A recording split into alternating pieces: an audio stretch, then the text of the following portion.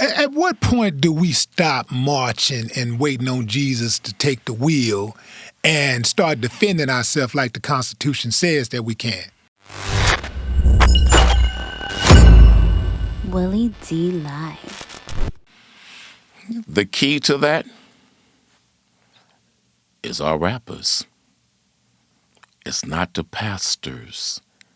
That's It's a not heavy the burden to put on politicians. some rappers. Oh, People. but remember, heavy is the head that wears the crown. Right. To whom much is given, much is required. Our rappers are the match that can light the flame of change among black people. Our athletes also have a platform, but exercise wisdom in using that platform to awaken the consciousness of our people. I believe wholeheartedly that the hip-hop community can become the greatest leaders of black existence in America if they wake up to a conscious level of thinking that is about the upliftment of their people, and they fall in love with that theology. Nothing can stop black people at that point because they are the most influential among our people. We can't just ignore them. We can't try to usurp them, go around them, over and underneath them. No, we have to reach them. We have to wake them up. And then there must be a group of hip-hop artists that hold the fools accountable when you threaten freedom, justice, and equality for black people. We got to go there now. When you criticize police officers, which you have been known to do allegedly. All the time, quite a bit. Yeah. People take exception to that. A lot of people take exception to that. Obviously, there are others who have had bad experiences with cops, and they can relate to what you say, and they can respect it.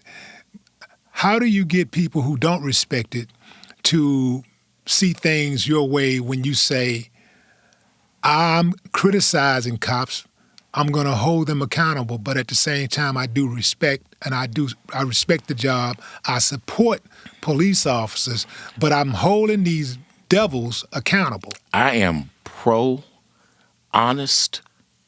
pro-righteous police officers and agencies and departments every day of the week.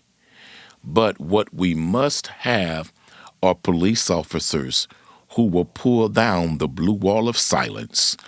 Police departments always criticize the no-snitch policy as the reason why crime and murder go unsolved in our community. And they say that we create an environment of protection for criminals with our no-snitch policy, but the police do the same thing with their blue wall of silence. Absolutely. And so I'm asking good cops to pull down the blue wall of silence and speak out and expose the corrupt bad ones among you. I'm asking the police the same way you all unite when one cop gets shot by a criminal. You all unite and the mayor and police run to the media and stand united behind a platform condemning the criminal. Do the same thing when you got a corrupt cop among your ranks. And stop punishing the good cops who come out and expose the bad ones. So you condemn when the quote-unquote snitch in the black community, and I don't support snitching, let's be straight up, no. But why would you condemn in our community what's happening in your own police departments? See, there's got to be a cleaning up on both sides. There's got to be a washing on both sides, man. And so I don't hate police. Hell no. I love good cops. But I got a problem when the good cops are silent and blind when they see that criminal conduct of their fellow constituent officers and they don't open their mouth about it. What makes you any better when you don't say anything? Because your silence is condoning it. Your silence is betrayal of the badge when you see it. Man, I remember Robbie Tolan, our brother in Houston, minor league baseball player was shot down in his own front yard by a Bel Air police officer. And the all-white jury found that cop not guilty. And everything they did, thinking he was driving a stolen car and he was driving his own car, shot in front of his mother in his own yard, an all-white jury said not guilty. And do you know they filled the courtroom up with cops to support this officer? They filled the courtroom up with police to support this cop. Now, could you imagine?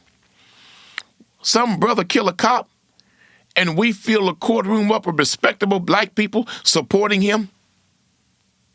How offensive that would be? How outraged America would be?